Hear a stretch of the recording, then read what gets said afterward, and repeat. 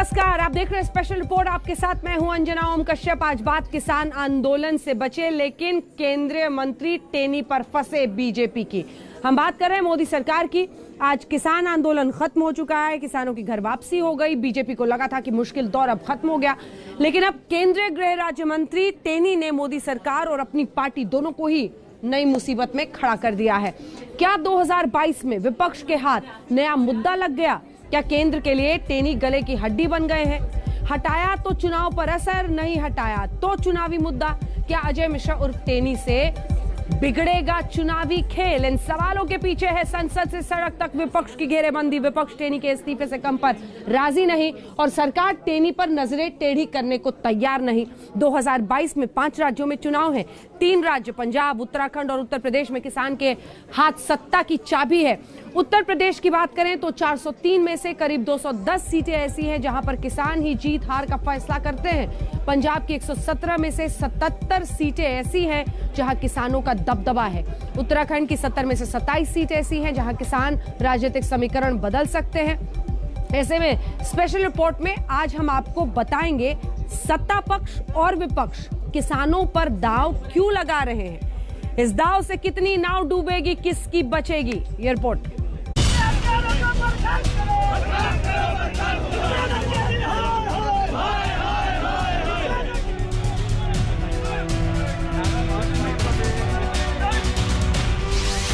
विपक्ष का वार, घिरी मोदी सरकार। यहाँ आपके मंत्री हैं, उन्होंने किसानों को मारा है, उनको इस्तीफा देना चाहिए। आप कांग्रेस पार्टी के जो मेंबर्स है वेल में है, वो उधर से बोलना चाहते हैं, प्रश्न करना चाहते हैं। ठीक नहीं, उनके मेंबर वापस बुलाने दो। ये कैसे हो सकता है? वेल में भी रहेंगे और बात भी करना चाहते हैं।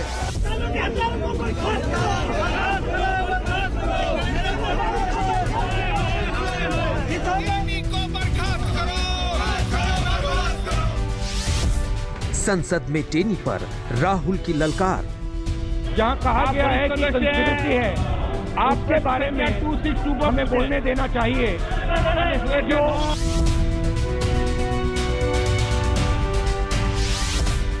मोदी विरोधी गुट को एजेंडा मिला।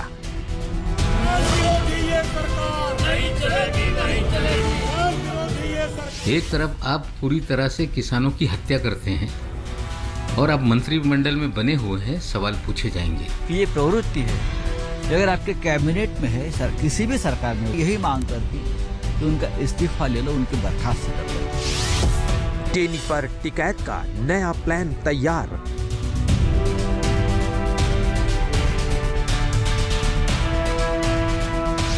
सरकार को सोचना चाहिए उसके बारे में। जवाब तो सरकार को देना, बेइज्जती तो सरकार की हो रही है, उससे इस्तीफा लेना चाहिए। आंदोलन से बचे, टेनी पर फंसे।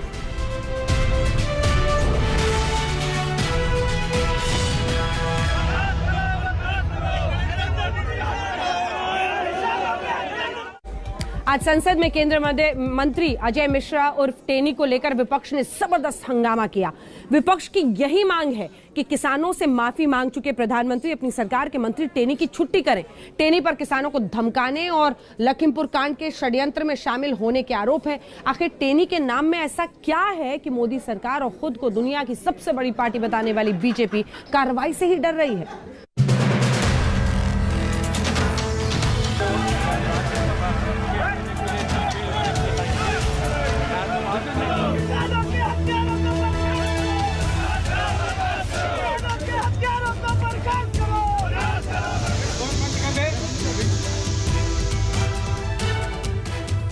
लखीमपुर खीरी और दिल्ली का अंतर क्या है? आज केंद्रीय गृह राज्य मंत्री अजय मिश्रा उर्फ टेनी के इन दृश्यों से आप समझिए।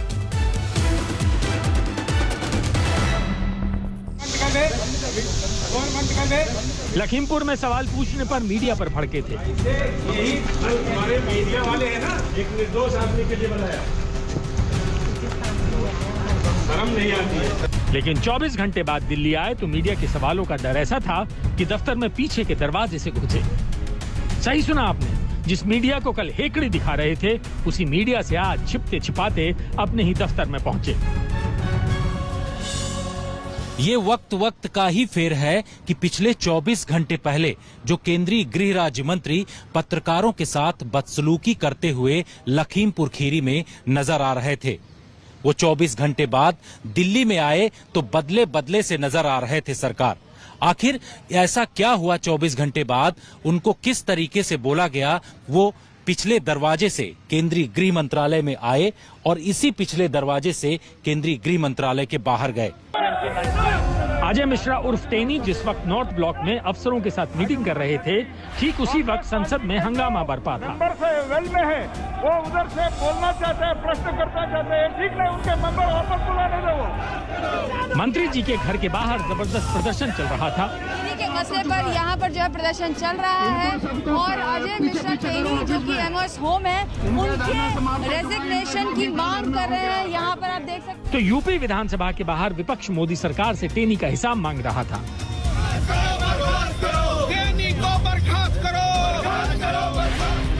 आज टेनी पर जो सबसे बड़ी खबर आई वो यही है कि सरकार और संगठन की कृपा उन पर बनी रहेगी। ये तब है जब विपक्ष अब टेनी के इस्तीफे से कम पर राजी नहीं है। जो लखीमपुर खीरी में हत्या हुई है और जो मंत्री का इन्वॉल्वमेंट है उसमें, माननीय सदस्य, जहाँ कहा गया है कि कंस्पिरेसी है, आपके बारे में 262 हमें बोलने देना चाहिए। जो यहाँ आपके मंत्री हैं, उन्होंने किसानों को मारा है, उनको इस्तीफा देना चाहिए। आप सीनियर मेंबर है, आप प्रश्न वही मैं बोल रहा हूँ, आपको प्रश्न, अरे बोलने तो दीजिए। हाँ बोलिए ना, बोलने तो दीजिए। आप प्रश्न पूछिए। तो जो उसने जो उसका जो इन्वॉल्वमेंट है, विषय कंस्पिरेसी जो की है, आपने प्रश्न पूछा, उसको समय दूंगा। उसमें उसकी सजा मिलनी चाहिए। आप प्रश्न पे पूछे और उसको सजा मिलनी चाहिए। आप प्रश्न पूछिए। ये जो मंत्री है, इसको आप प्रश्न पे बोले, आप पहले प्रश्न नंबर बोले, सरकार से निकाल देना चाहिए। नो, ये क्रिमिनल है और इसको इसके खिलाफ कार्रवाई होनी चाहिए। 263। विपक्ष का सवाल यही है कि 12 निलंबित सांसदों पर सरकार माफी मंगवाने पर अड़ी हुई है, लेकिन किसानों को गाड़ी से कुचलने वाले बेटे के पिता यानी मंत्री जी के बचाव में क्यों खड़ी है। 29 नवंबर से निलंबित सांसदों के विरोध प्रदर्शन के चलते संसद में घमासान जारी है, लेकिन सरकार अपने मंत्री अजय मिश्रा उर्फ टेनी पर मौन है। विपक्ष यही पूछ रहा है कि इस कृपा के पीछे कौन है। सुप्रीम कोर्ट मॉनिटर इन्वेस्टिगेशन चल रहा है, सब जुडिस है मैटर, बहुत चर्चा है जी। मैं अपील कर रहा हूँ, बहुत इश्यू है चर्चा करने के लिए। हम भी चाहते हैं उनसे अच्छा सजेशन चाहते हैं, कंस्ट्रक्टिव सजेशन चाहते हैं। अगर कुछ हमारा गलती हुआ है तो वो हमको समझाते हैं, तो हम भी वो देखने के लिए तैयार। चर्चा करने के लिए हम आह्वान कर रहे हैं। कुछ तो कुछ बहाना बना के पार्लियामेंट न चलाने देना, ये बिल्कुल ठीक नहीं है। बहुत अफसोस की बात है कि प्रधानमंत्री मोदी जी जो निष्पक्षता और ईमानदारी की बात करते हैं, आज एक ऐसे मंत्री को बचा रहे हैं जिन्होंने पत्रकारों को धमकाया है, जिन्होंने किसानों को धमकाया है, जिन्होंने अपने बेटे को बचाने के लिए कई झूठ बोले मीडिया के सामने, और वो झूठ का पर्दाफाश हो गया एसआईटी रिपोर्ट में। क्या ऐसे मंत्री को, ऐसे व्यक्ति को देश के गृह राज्य मंत्री का पद देना चाहिए? सरकार के सूत्रों से मिली जानकारी के मुताबिक टॉप लीडरशिप से टेनी को अभयदान मिल गया है, यानी ना तो कोई कार्रवाई होगी और ना ही कुर्सी छिनेगी। ओवैसी पूछ रहे हैं कि बेटे के जुर्म में किसानों को धमकाने वाले मंत्री जी को जुदा कैसे माना जा सकता है। कानून अपना काम कर रहा है और इस तरह के जो सुपर कानून के जो महान लोग हैं उनको अपना ज्ञान नहीं देना चाहिए।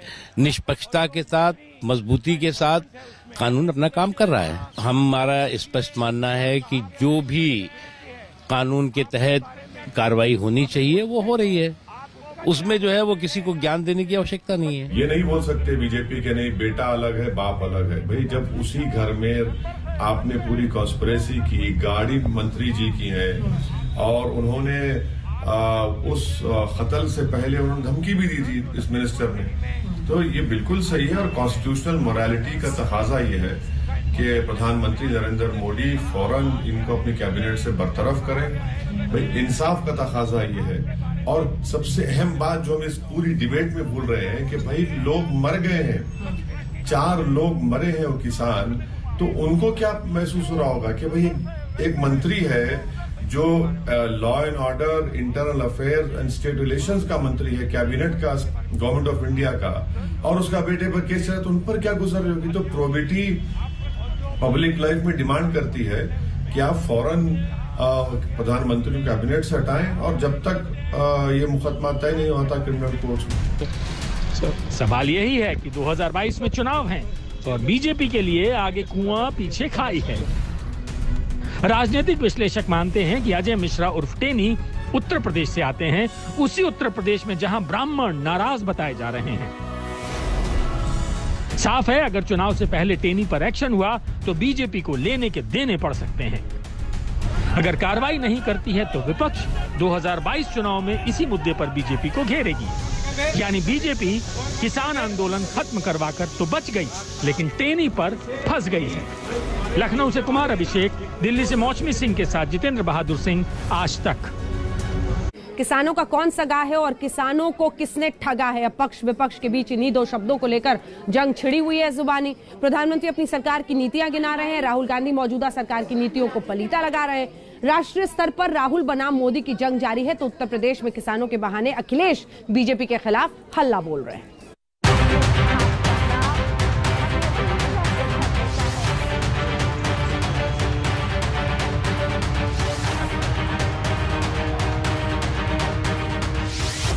दो 2022 की चुनावी बिसात पर शह और माह का खेल शुरू हो चुका है। उत्तर प्रदेश में पूरब से लेकर पश्चिम तक किसानों का रुख नई सरकार की तकदीर तय करेगा। यानी 2022 में किसानों पर दांव ही सियासी दलों की नाव पार लगाएगा। आज प्रधानमंत्री मोदी ने खाद्य प्रसंस्करण पर हुए राष्ट्रीय शिखर सम्मेलन के जरिए किसानों को बड़ा संदेश दिया। बीते 6-7 साल में बीज से लेकर बाजार तक किसान की आय को बढ़ाने के लिए एक के बाद एक अनेक कदम उठाए गए हैं। मिट्टी की जांच से लेकर सैकड़ों नए बीज तैयार करने तक, पीएम किसान सम्मान निधि से लेकर लागत का 1.5 गुना एमएसपी करने तक। प्रधानमंत्री ने गुजरात में हुए राष्ट्रीय शिखर सम्मेलन में अपनी नीति और नियत समझाई, तो वहीं दिल्ली से देहरादून पहुंचे राहुल गांधी ने मेगा रैली से किसानों के बहाने मोदी पर निशाना साधा। काले कानून,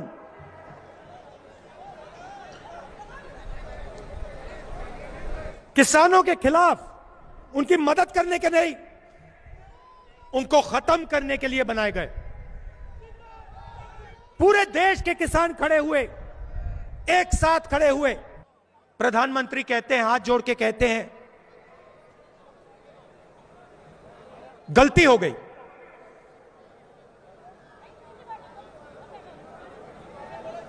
माफी मांगता हूं। और फिर माफी मांगने के बाद जो 700 किसान शहीद हुए, उनके बारे में बीजेपी के लोग पार्लियामेंट में कहते हैं कि कोई शहीद नहीं हुआ। एक तरफ मोदी सरकार पर राहुल हमलावर है, तो दूसरी तरफ किसान आंदोलन खत्म होने के बाद अब केंद्रीय मंत्री अजय मिश्रा और टेनी का विपक्ष के हाथ बड़ा मुद्दा लग गया है।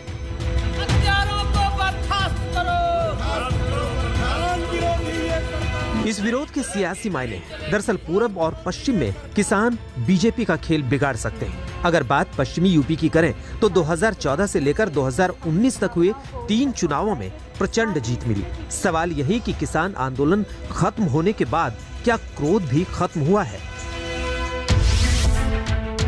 अगर विधानसभा के चुनाव को देखें तो पश्चिमी यूपी में 2012 में 136 सीटों में सबसे बड़ी पार्टी एसपी थी, जिसके खाते में 58 सीटें आई।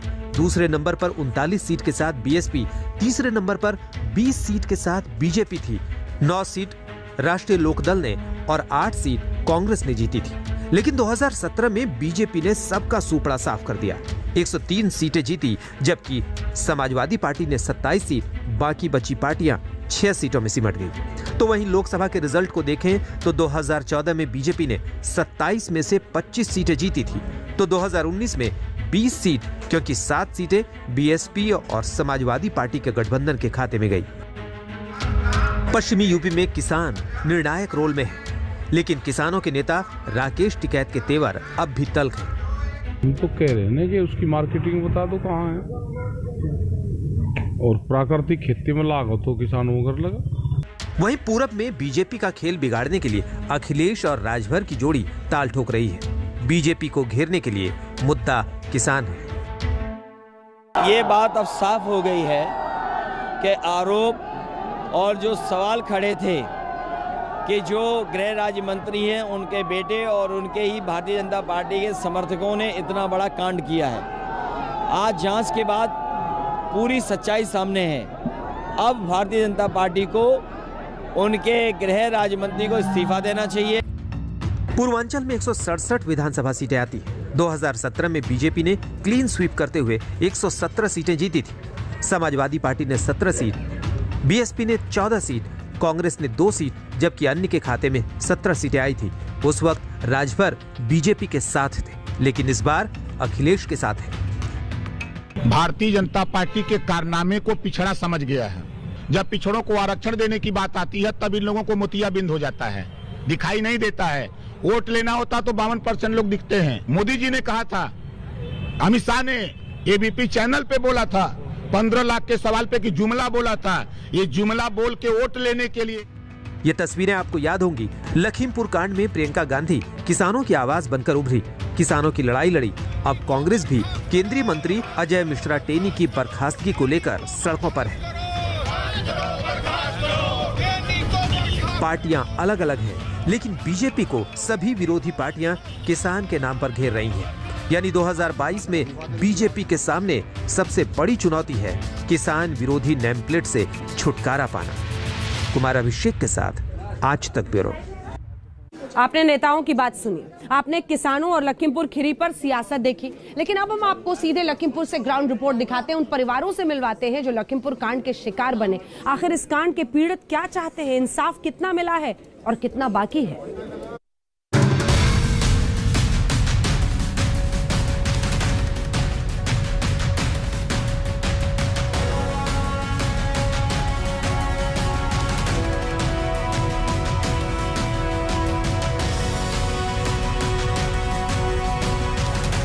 लखीमपुर कांड को लेकर प्रदेश से लेकर देश तक सियासी घमासान मचा हुआ है, लेकिन लखीमपुर कांड के पीड़ितों को इंसाफ मिला या नहीं, ये समझिए।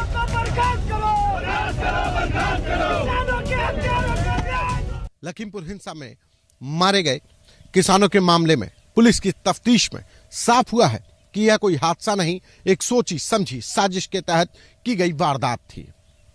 क्या है लखीमपुर में उन परिवारों के हालात, हम पहुंचे हैं।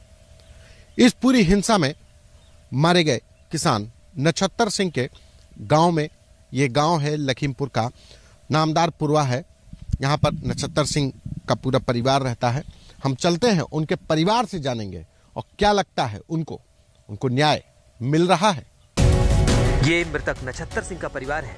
बेटे जगजीत को लगता है कि न्याय तभी मिलेगा जब केंद्रीय गृह राज्य मंत्री अजय मिश्रा का इस्तीफा होगा।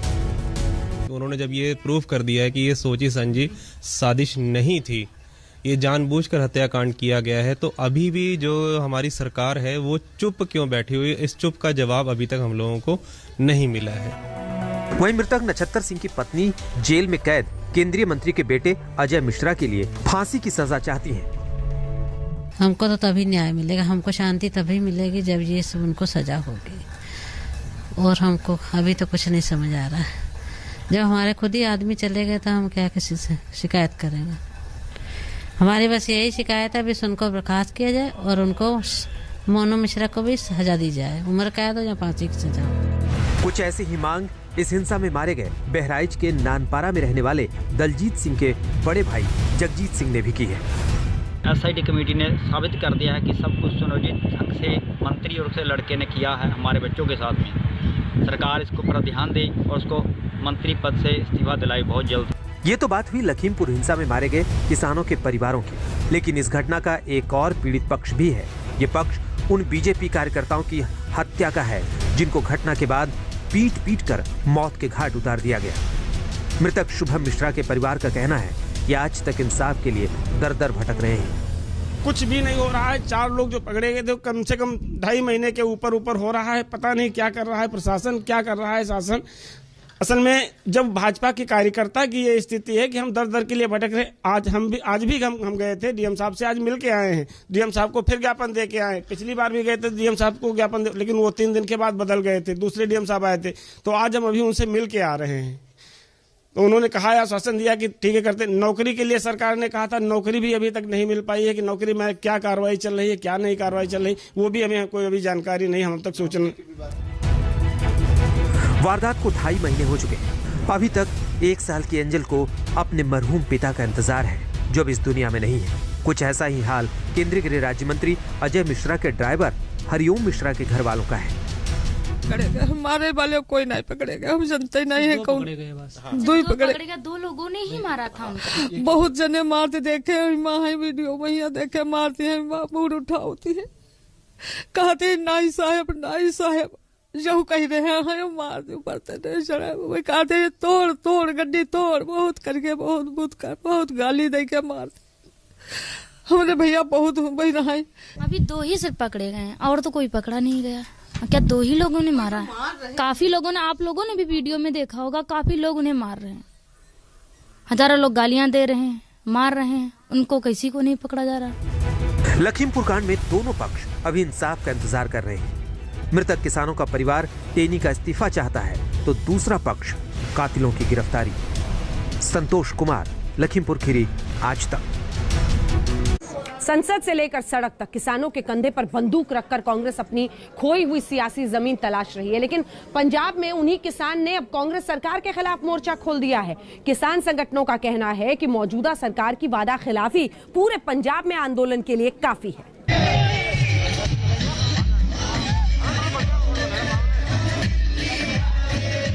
दिल्ली बॉर्डर पर डटे किसानों की घर वापसी हो गई है, लेकिन घर वापसी के साथ पंजाब कांग्रेस सरकार के सामने नई चुनौती खड़ी हो गई है। दिल्ली बॉर्डर से पंजाब लौटे किसानों ने चन्नी सरकार के खिलाफ मोर्चा खोल दिया है। आरोप है वादा खिलाफी का। दरअसल कई मुद्दों को लेकर किसान संगठनों के साथ मुख्यमंत्री चरणजीत सिंह चन्नी की 17 दिसंबर को बैठक होनी थी, लेकिन चन्नी ने 17 दिसंबर को तय मीटिंग रद्द कर तारीख बदल दी। सीएम के इसी फैसले से किसान संगठन नाराज हैं। किसान नेता बलबीर राजेवाल ने इस बैठक का बहिष्कार करने की धमकी दी है। ਹੁਣ ਇੱਕ ਅੱਧੀ ਜਥੇਬੰਦੀ ਪਿੱਛੇ ਸਾਰੀਆਂ ਨੂੰ ਕਾਟ ਮਾਰਨਾ ਮੈਂ ਸਮਝਦਾ ਇਹ ਬਹਾਨਾ ਭਾਲਣ ਵਾਲੀ ਗੱਲ ਹੈ। ਅਸਲ ਵਿੱਚ ਇਲੈਕਸ਼ਨ ਕੋਡ ਲੱਗ ਜਾਣਾ ਹੈ, ਸਰਕਾਰ ਦੇ ਪੱਲੇ ਵੀ ਕੁਝ ਨਹੀਂ, ਐਵੇਂ ਸਾਡਾ ਸਮਾਂ ਬਰਬਾਦ ਕਰਨਗੇ। ਇਸ ਕਰਕੇ ਅਸੀਂ ਉਸ ਮੀਟਿੰਗ ਵਿੱਚ ਜਿਹੜੀ ਹੁਣ ਨਵੀਂ 20 ਤਰੀਕ ਦੀ ਕੀਤੀ ਅਸੀਂ नहीं जावांगे। पंजाब वासियों ਨੂੰ किसान संगठनों का आरोप है कि संसद से लेकर सार्वजनिक मंचों पर कांग्रेस किसानों की बात करती है, लेकिन पंजाब में कांग्रेस की सरकार है, वहाँ किसान बदहाल हैं। कर्ज माफी से लेकर आंदोलन के दौरान प्राण गंवाने वालों को मुआवजा देने का ढिंढोरा राहुल गांधी ने पीटा, लेकिन किसानों के हाथ फूटी पाई नहीं लगी। मैं सरवण सिंह पंदेर किसान मजदूर संघर्ष कमेटी का सूबा जनरल सेक्रेटरी बोल रहा हूं, और 20 दिसंबर को किसान मजदूर संघर्ष कमेटी पंजाब पूरे पंजाब में रेल रोको आंदोलन चलाएगी। उसमें पंजाब से संबंधित मांगे जैसे कर्जा माफ़ी की बड़ी मांग है हमारी, और इनके साथ अन्य मांगे बहुत सी हैं। जिस तरह से राहुल गांधी जी पार्लियामेंट में कह रहे थे शहीदों को मुआवजा दिया उनकी सरकार ने, हमारे पास बहुत से नाम है, अभी तक उनको ना तो मुआवजा मिला ना नौकरी मिली है। ये तस्वीरें पंजाब के उन परिवारों की हैं जो कर्ज के जंजाल में अपने प्राण गंवा चुके हैं। सरकार ने कर्ज माफी का दावा किया। जमीनी हकीकत यह है कि ज्यादातर किसानों के परिवार सिर्फ और सिर्फ दफ्तरों के चक्कर काट रहे हैं। ना तो इनकी बदहाली की तस्वीर बदली और ना ही इनकी रूठी तकदीर। किसान संगठनों का कहना है कि अगर पंजाब सरकार ने 2017 में किए अपने वादे पूरे नहीं किए, किसानों की कर्ज माफी नहीं की, तो चुनाव से पहले पूरे पंजाब में बड़ा आंदोलन होगा। मंजीत सहगल के साथ आज तक ब्यूरो।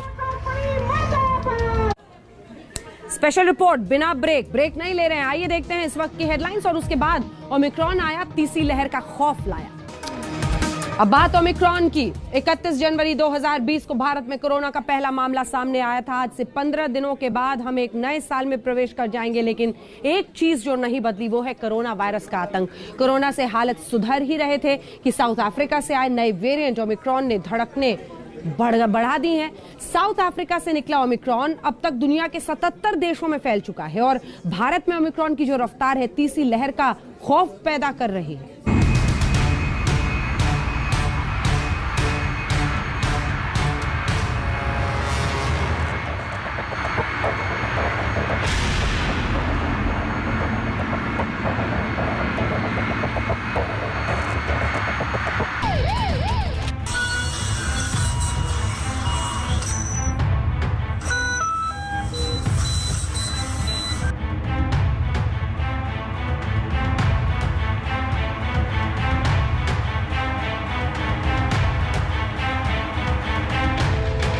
देश में क्यों बढ़ गया है कोरोना की तीसरी लहर का खतरा? भारत में अचानक कैसे आ रहे हैं धड़ाधड़ ओमिक्रॉन के केस? दिल्ली और मुंबई में ओमिक्रॉन को लेकर क्यों बढ़ी दहशत? बॉलीवुड में एक के बाद एक सेलिब्रिटीज को क्यों हुआ कोरोना? ओमिक्रॉन को लेकर देश और दुनिया के डॉक्टर क्या कह रहे हैं? कैसे ब्रिटेन से लेकर अमेरिका तक ओमिक्रॉन ने तोड़ दिए रिकॉर्ड? अब तक दुनिया के कितने देशों में फैल चुका है ओमिक्रॉन? ये तो आप जानते हैं, ये कोरोना का ये नया वेरिएंट बहुत तेजी से फैल रहा है। भारत में ओमिक्रॉन के मरीजों की संख्या लगातार बढ़ती जा रही है। एक्सपर्ट्स देश को आगाह कर रहे हैं, अभी भी वक्त है, संभल जाओ। महाराष्ट्र, राजस्थान, दिल्ली ओमिक्रॉन के मामलों में तेजी से इजाफा हुआ। पश्चिम बंगाल के मुर्शिदाबाद से एक डराने वाली खबर है। यहाँ एक 7 साल के बच्चे में ओमिक्रॉन वेरिएंट मिला है। ये बच्चा अबू धाबी के रास्ते हैदराबाद से आया था। इससे पहले महाराष्ट्र में 1.5 साल की बच्ची ओमिक्रॉन से संक्रमित मिली थी। कोरोना की दूसरी लहर के बाद विशेषज्ञ लगातार इस बात को कह रहे थे कि कोरोना की तीसरी लहर में बच्चे सबसे ज्यादा प्रभावित होंगे। ऐसे में तीसरी लहर का डर दोगुना हो गया है।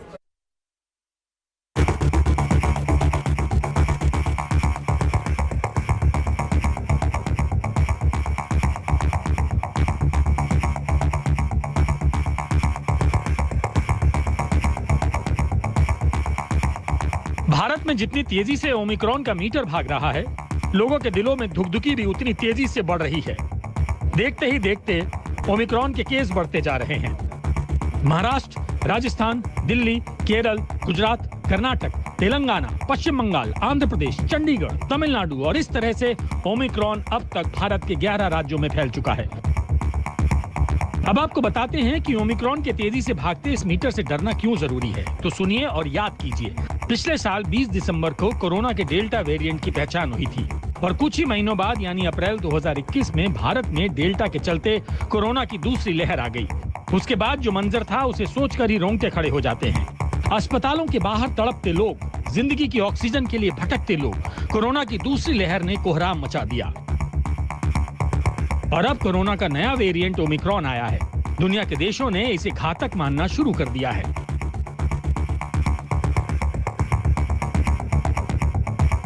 खासतौर से ब्रिटेन और अमेरिका में ओमिक्रॉन के नाम से भी लोग डरने लगे हैं, क्योंकि ब्रिटेन में ओमिक्रॉन ने रिकॉर्ड तोड़ दिया है। अमेरिका में भी केस दुगने हो गए हैं। जब ब्रिटेन और अमेरिका जैसे देश डर रहे हैं तो ओमिक्रॉन से बेहद सावधान रहने की जरूरत भारतवासियों को भी है। और उसके पीछे वजह ये है, दिल्ली में फिर से ओमिक्रॉन के 4 नए केस आ गए हैं। महाराष्ट्र ओमिक्रॉन के 32 मामलों के साथ नंबर 1 पर है। राजस्थान में ओमिक्रॉन के केस बढ़कर 17 तक पहुंच गए हैं। हर रोज एक नए राज्य तक पहुंच रहा है ओमिक्रॉन वेरिएंट।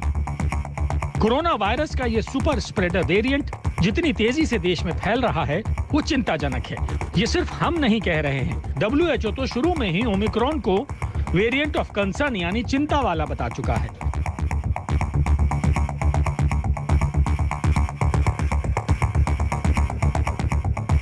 देश की राजधानी दिल्ली में ओमिक्रॉन के 4 और नए मामले सामने आए हैं और इस तरह दिल्ली में ओमिक्रॉन से संक्रमित लोगों की संख्या 10 हो चुकी है।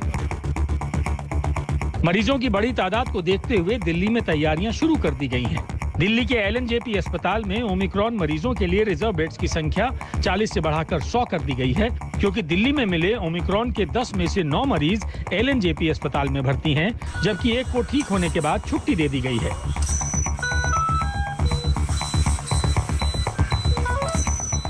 केसेस कंफर्म हो चुके हैं अभी तक, और जो केसेस हैं 10 कंफर्म है। LNJP में भी 40 लोग हैं, जिसमें 38 पॉजिटिव हैं, और आज सुबह भी 8 पेशेंट और आए हैं एयरपोर्ट से।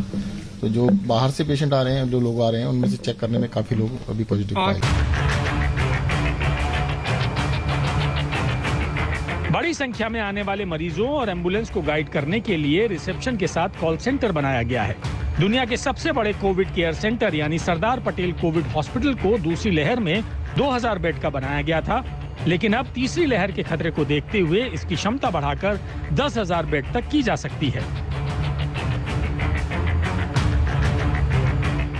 प्रेजेंट में हमारे पास 150 ICU बेडेड हैं और बेड्स हैं, और 530 जो हमारे पास वहाँ जनरल वार्ड में ऑक्सीजनेटेड बेड्स हैं। It can be extended up to 2000, और अगर आदेश आते हैं तो उसको उससे ज़्यादा बढ़ाया जा सकता है। So we have adequate resource जो हमें चाहिए होता है अगर ज़रूरत पड़ती है, कोई डिज़ास्टर पैंडेमिक का बहुत ज़्यादा हो जाता है, तो हमारे पास अवेलेबल है रिसोर्सेज, हम इंक्रीज कर सकते हैं।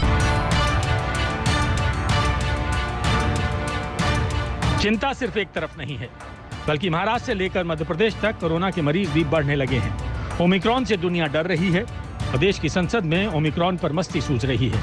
राज्यसभा में शॉर्ट ड्यूरेशन डिस्कशन के दौरान ओमिक्रॉन पर चर्चा हुई।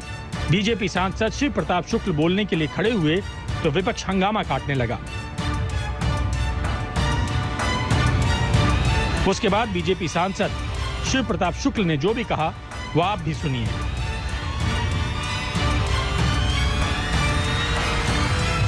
हम सब ओमिक्रॉन पर चर्चा कर रहे हैं और हमारे सामने ही ओमिक्रॉन खड़ा है। मुझे लगता है कि संसद के लिए इससे बड़ा ओमिक्रॉन और कुछ हो ही नहीं सकता है कि जो संसद चलने ही नहीं दे रहा है। इस नाते इस पूरे लोकतंत्र को खतरा पैदा हो गया है इन ओमिक्रॉनों से। तो इन ओमिक्रॉनों को शांत करने के लिए आप भी बैठे हुए हैं, उसके बावजूद ये शांत नहीं हो रहे। समूचे देश को यह समझना होगा कि ओमिक्रॉन पर हंसने की नहीं बल्कि सोचने की जरूरत है, हंगामे की नहीं बल्कि प्लानिंग की जरूरत है, क्योंकि एक्सपर्ट्स अलर्ट कर रहे हैं कि फरवरी में ओमिक्रॉन भारत में पीक पर होगा। अगर नहीं संभले तो कोरोना की तीसरी लहर का खतरा और भी बढ़ जाएगा। दिल्ली से वरुण सिन्हा के साथ आज तक ब्यूरो। ओमिक्रॉन का खतरा बढ़ता जा रहा है। सबसे बड़ा अलर्ट महाराष्ट्र से आया है, जहां ओमिक्रॉन के सबसे ज्यादा केसेस हैं। उद्धव सरकार ने मुंबई में 31 दिसंबर तक धारा 144 लगा दी है। वहीं बॉलीवुड में फैलता कोरोना भी चिंता बढ़ा रहा है। अब संजय कपूर की बेटी शनाया कपूर भी कोरोना पॉजिटिव पाई गई हैं।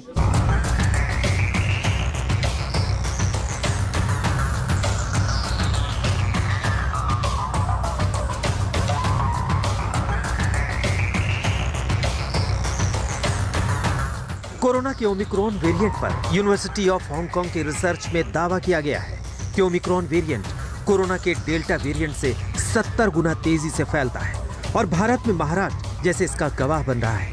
महाराष्ट्र में ओमिक्रॉन के अब तक 32 मामले सामने आ चुके हैं और ओमिक्रॉन के बढ़ते खतरे को देखते हुए मुंबई में न्यू ईयर तक धारा 144 लगा दी गई है। आशंका ये जताई जा रही है कि मुंबई में जनवरी तक केस और बढ़ सकते हैं। आज 16 दिसंबर से 31 दिसंबर की मध्य रात्रि तक मुंबई में धारा 144 लागू रहेगी, यानी 5 से ज्यादा लोग एक जगह पर अनावश्यक तरीके से जमा नहीं हो सकते। मुंबई पुलिस ने यह कार्रवाई इसलिए करी है क्योंकि मुंबई में कोविड की स्थिति जो है अब वो उतनी ज्यादा भी नहीं सुधरी है। कल मुंबई में 200 से ज्यादा नए केसेस सामने आए, संख्या 238 पर रही। यह कार्रवाई ओमिक्रॉन के बढ़ते हुए केसेस को देखते हुए भी करी गई है। जहां महाराष्ट्र में 32 केसेस हैं, वहीं ओमिक्रॉन केसेस मुंबई में ही 13 हैं। एक तरफ तो महाराष्ट्र सरकार और बीएमसी कोरोना के नए वेरिएंट ओमिक्रॉन को रोकने के लिए लाख जतन कर रहे हैं, तो दूसरी तरफ बॉलीवुड में फिर से फैलते कोरोना ने सबको दहशत में डाल रखा है।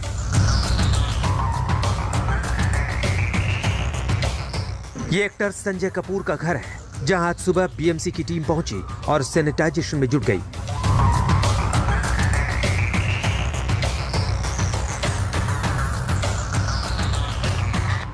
बीएमसी ने संजय कपूर के घर को कंटेनमेंट जोन घोषित कर दिया है, क्योंकि संजय कपूर की बेटी शनाया कपूर भी कोरोना पॉजिटिव पाई गई है। हम आपको बता दें कि इसी हफ्ते बॉलीवुड एक्ट्रेस करीना कपूर खान और अमृता अरोड़ा कोरोना पॉजिटिव पाई गई थी।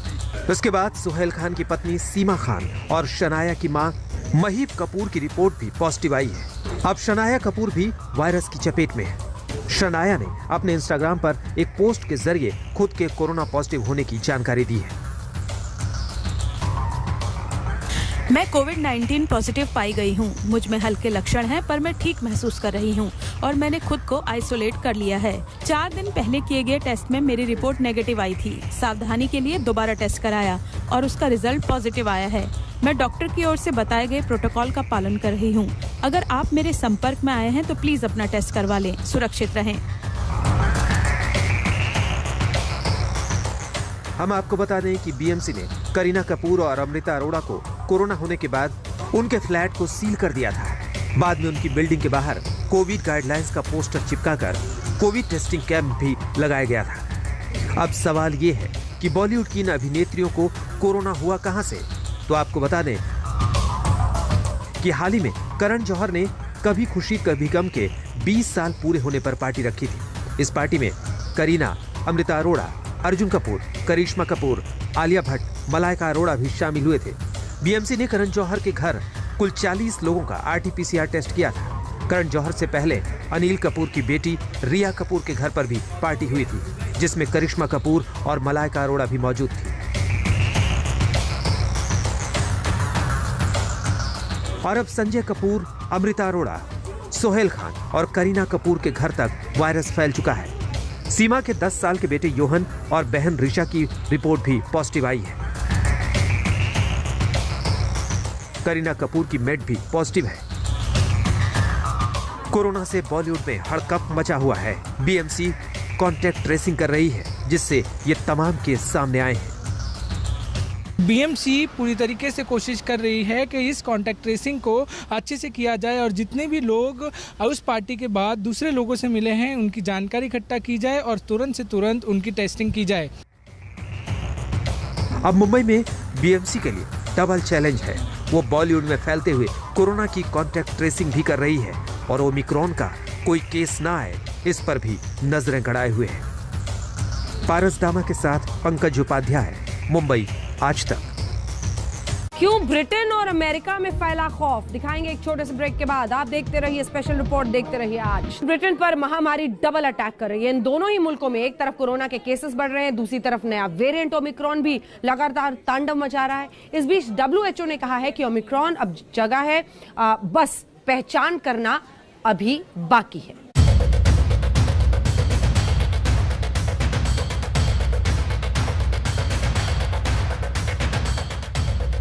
कोविड-19 का नया वेरिएंट ओमिक्रॉन अब पूरे विश्व में तबाही मचा रहा है। विश्व स्वास्थ्य संगठन लगातार दुनिया को आगाह कर रहा है कि ओमिक्रॉन के फैलने की रफ्तार बहुत तेज है और अब यही वजह है कि ओमिक्रॉन अब दुनिया के 77 देशों में फैल चुका है। आशंका ये भी है कि ओमिक्रॉन अब हर जगह मौजूद है, बस उसकी पहचान होना बाकी है। 77 countries have now reported cases of Omicron. And the reality is that Omicron is probably in most countries, even if it hasn't been detected yet. Omicron is spreading at a rate we have not seen with any previous variant. We're concerned that people are dismissing Omicron as mild. Surely, we have learned by now that we underestimate this virus at our peril. America और Britain में तो Omicron की दहशत के बीच corona के case भी भयंकर बढ़ रहे हैं। कोरोना ने ब्रिटेन में सारे रिकॉर्ड तोड़ दिए हैं, तो अमेरिका में एक दिन में कोविड के केस दोगुने हो गए हैं। ब्रिटेन में बुधवार को 78,000 से ज्यादा कोरोना केस आए हैं। ब्रिटेन में अब तक 1,10,00,000 से अधिक की आबादी कोरोना की चपेट में आ चुकी है। हम आपको बता दें कि ब्रिटेन में एकमात्र देश है जहां ओमिक्रॉन से मरीज की मौत हुई है। अमेरिका में कोरोना वायरस से मौत का कुल आंकड़ा 8 लाख से अधिक हो गया है। ये संख्या दुनिया के किसी भी देश के मुकाबले सबसे ज्यादा है। इसके अलावा यहाँ सोमवार को संक्रमण के कुल मामलों की संख्या 5 करोड़ का आंकड़ा पार कर गई है। दक्षिण अफ्रीका में भी कोरोना के नए केस डराने लगे हैं। यहाँ बुधवार को एक दिन में 26,976 केस सामने आए हैं। इससे पहले यहाँ तीसरी लहर के दौरान जुलाई में 26,485 संक्रमित मिले। दक्षिण अफ्रीका में भी कोरोना का नया वेरिएंट ओमिक्रॉन पहली बार मिला था। नया वेरिएंट भी तेजी से फैल रहा है। आज तक ब्यूरो।